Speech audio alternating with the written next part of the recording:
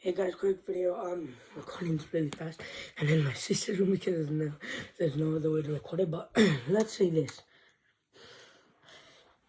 on here, you're scrolling through your games, okay, and then all of a sudden it starts drifting. You leave it alone, and then it keeps on going like that. See? Well, if that happens, then just press it here, and look, it stopped. Look, if I keep on pressing it, the drift doesn't happen. Wait a minute. No, you need to press harder. Look, see, doesn't happen. As soon as I let go, then in like a moment it'll start drifting. It's basically because the Joy-Con that's drifting for mine is this one. And what happens is that around here, basically all the motion detection and everything about the joystick, like around here, around the picture button,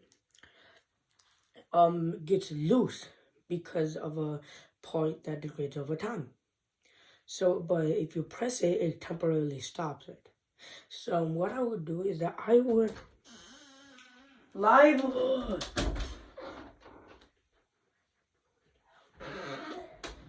Sorry about that. But what I would do is that I would hard press it here, here, here. Just hard press it all around here, and even hard press here, and hard press here everywhere, and do it like this.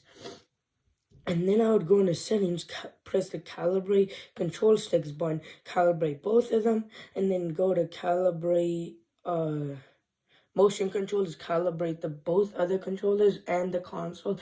Then I would get a Q-tip, put rubbing alcohol or just water, and then open it up right here.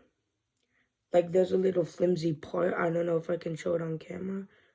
Little flimsy part. You rub it in there, but if you're using rubbing alcohol or water, power off the system.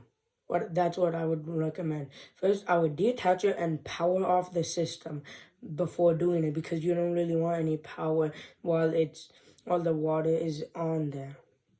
That should make it less. Once I did that, the Joy-Con drift still happens, but not that much. Like when I was playing FNAF AR, FNAF VR on this, and I needed exact position, like to grab a hat, it would jump off, it would go off, and then I would fail.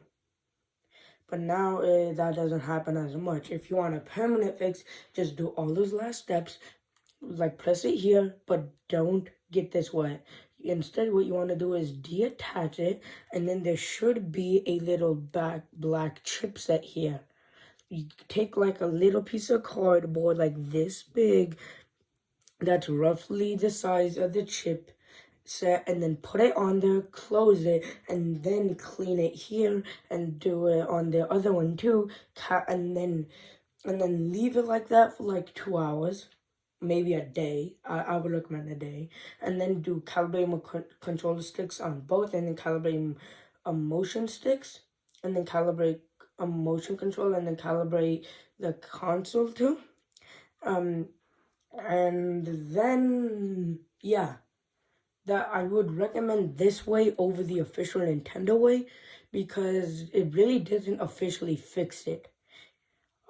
It just temporarily fixes it for like 3 weeks, and then it happens again. And if you have like a limited edition controller and you send it in for repair, you might just get a boring black one back. So, and all Nintendo would really have to do is first just screw that part in and then replace it. So replace that part and then put like one screw in there to make sure it doesn't like get off in its position.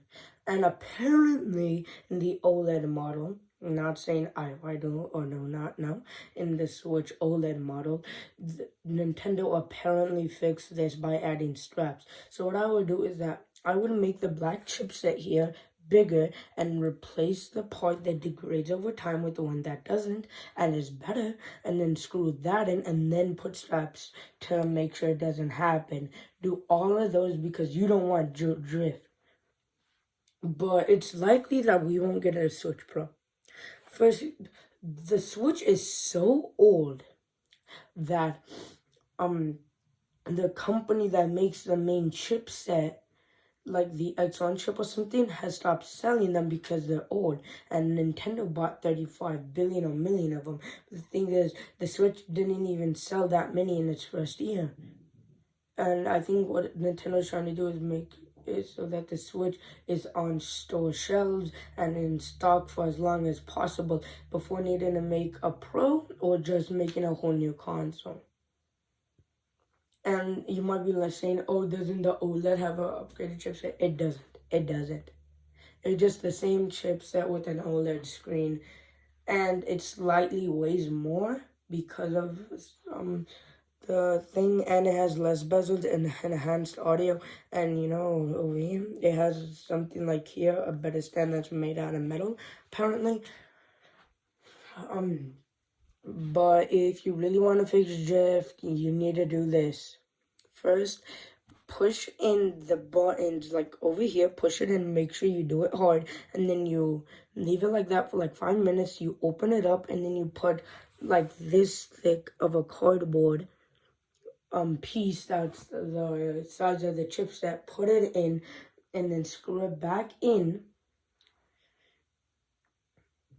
I would maybe you could use hot glue. Maybe you just use hot glue. Somebody regular glue. Somebody test it out, publish it, see how it fixed it or not, and then leave that alone for 10 minutes. And then what you want to do is get rubbing. No, you get water. You get a Q-tip, put a little bit in, and then get the floppy thing here, and then get it wet. Leave it alone for a day. And then get rubbing alcohol, do the same thing, leave it alone for a day, and then turn it on. Go to settings, calibrate control sticks, calibrate both of them, and then calibrate the motion controls, and then calibrate the console too, just in case, and that should permanently fix it. So, yeah, but if you could also just screw in that piece, like replace that degradable piece with the one that doesn't degrade and doesn't lose its tightness, and then screw that into just in case somebody tests it out. I am risking it. I can't even open this thing up. So that's why I went with the first solution of just pressing this down really hard, like really hard all around, and then calibrating it from like once per day, and that reduced the drift by a lot. Anyway, quick video, not that quick. Bye.